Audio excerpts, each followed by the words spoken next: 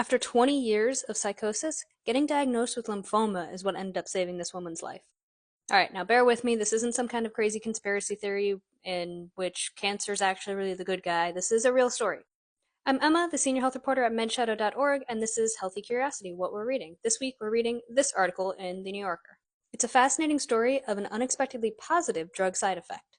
Mary was plagued by delusions for 2 decades. She became isolated from her friends and even her husband. She really was only left with her 2 daughters who were struggling to do their best to take care of her. She was hospitalized and treated for schizophrenia on multiple occasions, and nothing seemed to work. The delusions continued until she was diagnosed with lymphoma.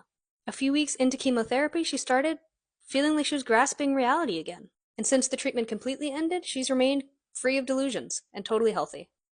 As her daughters were searching for answers as to how this could have happened, they stumbled across a few case studies in which people who had been diagnosed with schizophrenia for years were then treated for unrelated autoimmune disorders and seemed to spontaneously find remission from schizophrenia.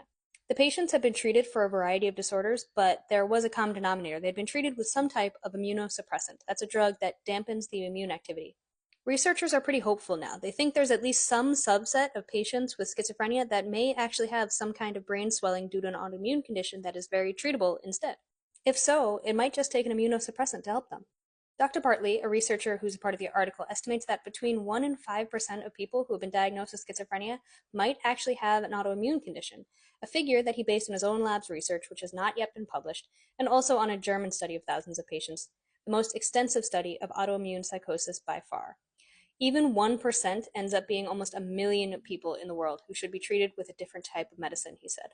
This fall, researchers are going to start a really interesting study where they begin to screen all of the patients that they can in the New York State mental health system for autoimmune disorders, metabolic differences, or genetic disorders to see if maybe not all of these people have schizophrenia and there could be other treatments that would work for them.